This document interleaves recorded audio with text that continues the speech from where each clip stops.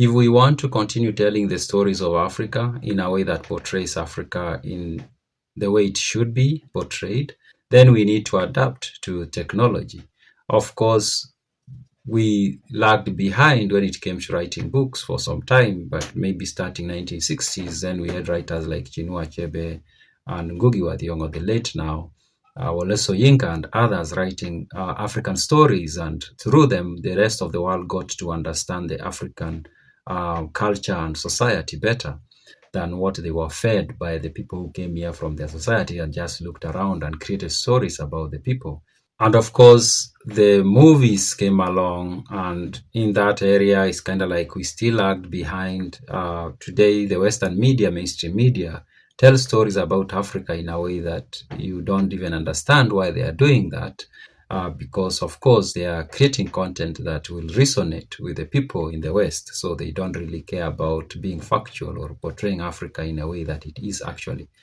So now we are moving to the era of the AI, and maybe books are not going to continue working. Like books, yeah, books will continue being written, but something else is on stage now. It's not writing books, it's writing prompts.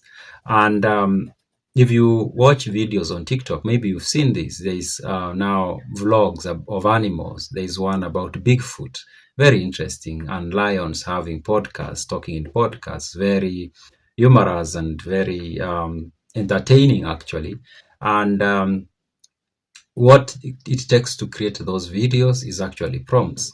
And now, I think the AI presents an opportunity of presenting African realities in a way that is more immersive, and which makes people to understand Africans better and to understand our realities in ways that they might not understand by reading a book or by watching a movie that is created by having actors, play roles, or documentaries. But by having AI presents a way, for example, to take a setting from maybe 1800 in some village and to bring out that setting in a way that is very believable.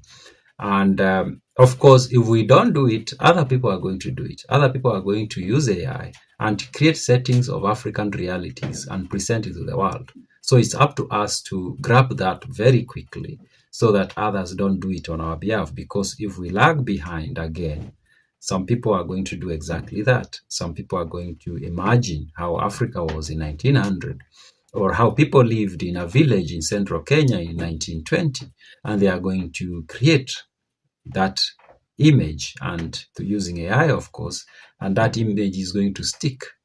But we shouldn't let that happen. We should do it ourselves. Those people should consume that content from us. And how do we do it?